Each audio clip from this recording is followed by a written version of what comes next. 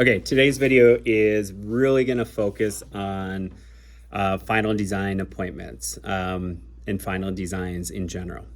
We covered this last week. I want to also do a video so that you have this in, to look back on, because it's a lot of materials that we covered. So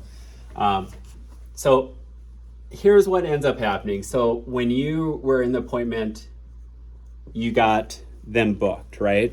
So what that means is you got the installation agreement sent out to them. They signed that. You did a welcome call, right? Great. And then they set up the site survey.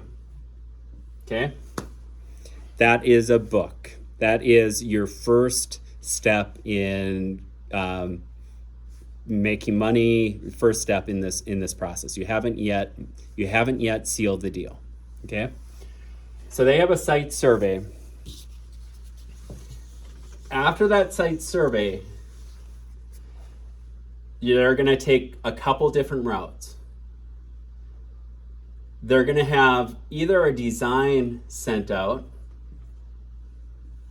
Okay, a final design is sent out to the customer.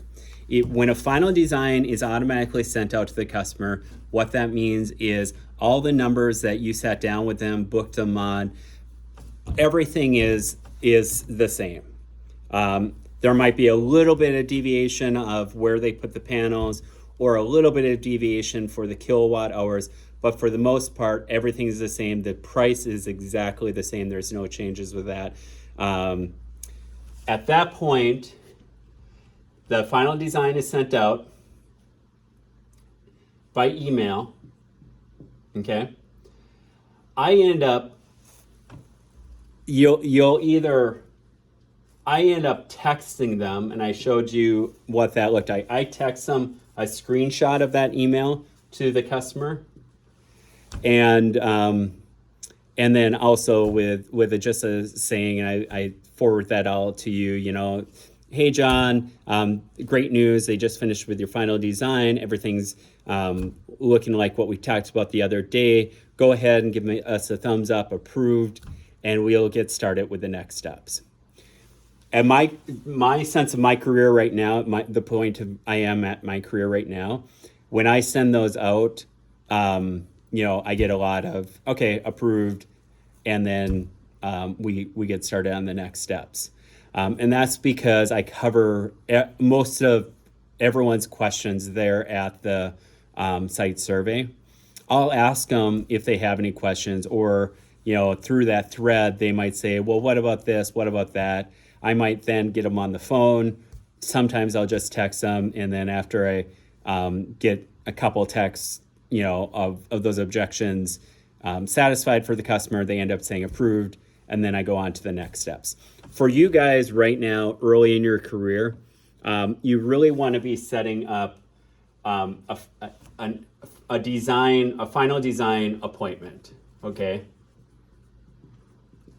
And the reason being is they're going to have more questions, right? They're going to, say, what about this? What about that? You may not have covered everything during there. That's also a great time to get me on the phone, and I can answer any questions that customer has, so that they feel secure in moving forward with this very large purchase that they're making, okay? So let's go through. We'll first cover that. Then the other way, if they didn't get a final design, the other thing that they would have is what's called a regen. Okay, a regen is when a customer's final design is different than the original. So this is usually because of shading, structural issues. There were things that we weren't able to see over, just the Google Map imagery. They may need a main panel upgrade. They may need a new roof. They may need trenching. There's various things that could occur, and that's why we have that site survey. We don't just simply say, "Here's the number, assign it, we're all good to go," because otherwise it would cost us lots of money in these regens. if you get a regen, usually it takes them a little bit of time to get the regen out to the customer. The customer has to sign that regen, okay? So they're obligated to look through there and make sure that those numbers are good.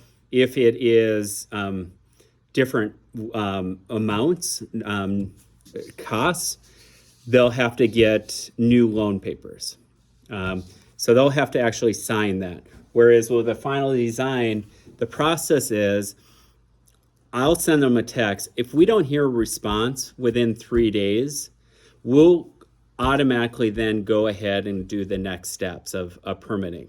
If they can't cancel after those 3 days, they are going to be charged a fee of $1,250. So that's why I'm very transparent with customers. You know, they need to be responding to us within that 3-day time frame. With a regen, they don't have to. They should respond at least within a week, make those decisions, all that. But they're under no obligation to move forward. So just to note that.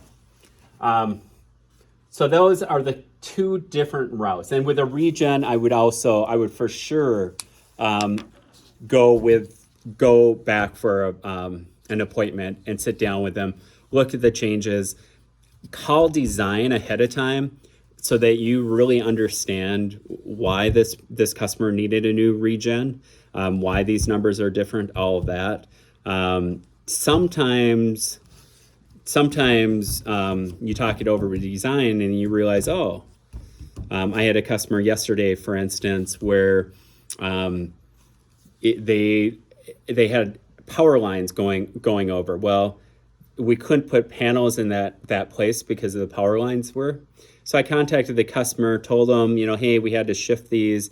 This is why the regen is going out. He said, well, those power lines are, non-existent anymore. I can just cut them. And I was like, great. So brought it back to design. They're going to do another regen, sent that back to him, and he should be good to go.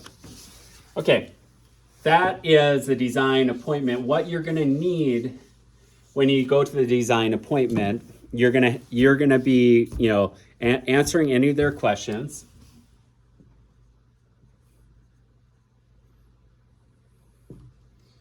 And then you're gonna get loan docs signed. Okay, if you didn't do the loan docs signed at the initial booking, that's when you'll go through those loan docs and get them signed. Since we are using GoodLeap, it's a lot easier for them to go through those loan docs with GoodLeap than it is with SunPower. With GoodLeap, basically the only kind of hurdle is they're going to need to know their bank account number, routing number for automatic withdrawals to get pulled out. So GoodLeap is far and away better than SunPower. With SunPower, they have like 3-4 different steps. It can be a real hassle. So as of right now, we're just using GoodLeap and it's a lot easier. So you'll get those loan docs signed. 3, utility bill. Okay, so on the utility bill, and we covered this, right? You're gonna need account number, premise number, full name on there, and then address. The premise number is on Excel. It's probably not going to be on a lot of the other utility companies that we use. It is going to be on the second page on Excel. Make sure you get that. If you're in the appointment, make sure you're getting that. The other thing that we're going to need is HOI.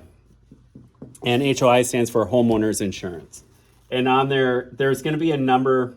It's going to be called the declarations page.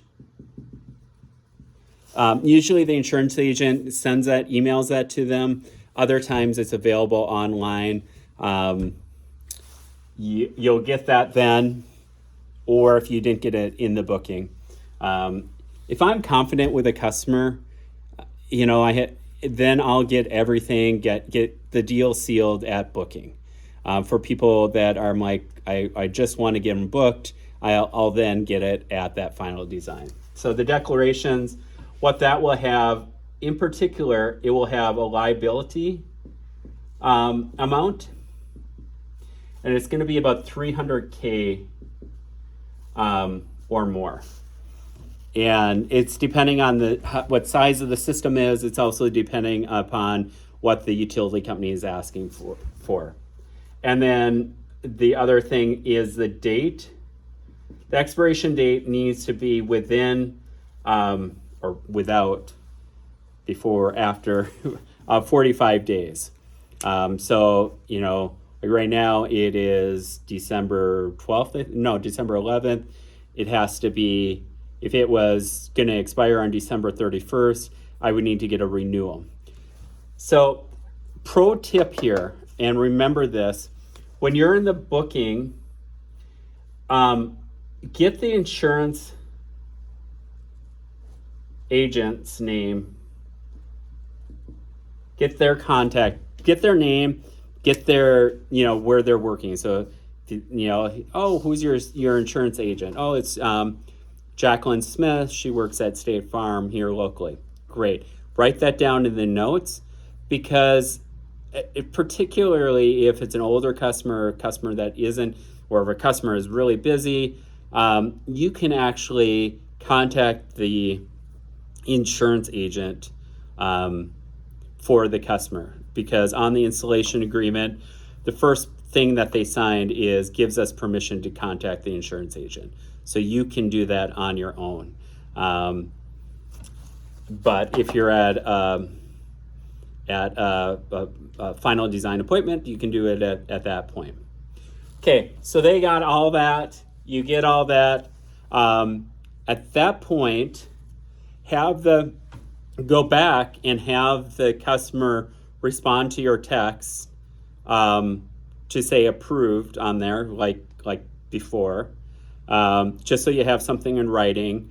And then you can right away get it moving to the next steps. I mean, you can do that after you're out of the appointment. You gather all this information, make sure it's all correct, and then you can do this on your own. And what you're gonna do, so you're out of the appointment, you're gonna submit it into the migrated documents, the utility bill into the utility bill information. You're approved into the migrated, and your homeowner's insurance there's a folder with the homeowner's insurance. You're gonna then call Blue Raven support. They're gonna approve the final design by looking at your text that's in migrated. After that, they're gonna look at the loan docs, make sure everything is good to go. You could do that in the final design appointment, just to be sure. And then after that, then it's you're gonna be sent over to utilities. So utilities is open Monday through Friday, like 8 a.m. to 5 p.m. Mountain Standard Time. So remember that if you're trying to get of FDC, which is final design complete, before next pay period or anything, you'll call over to utilities. They'll get everything verified. They're going to look to determine whether or not you have all of this on the homeowner's insurance. They're going to look at verify the utility bill, make sure all your pictures are clear so that they have clear, transparent pictures. After that, if they verify everything, at that point, it will go to FDC. And FDC stands for Final Design Completed. That means you will get paid on this deal. So next pay period, and you'll get residual on that. So that's the ultimate goal. Long video, 14 minutes, covered a lot. Hopefully that was helpful. Thanks.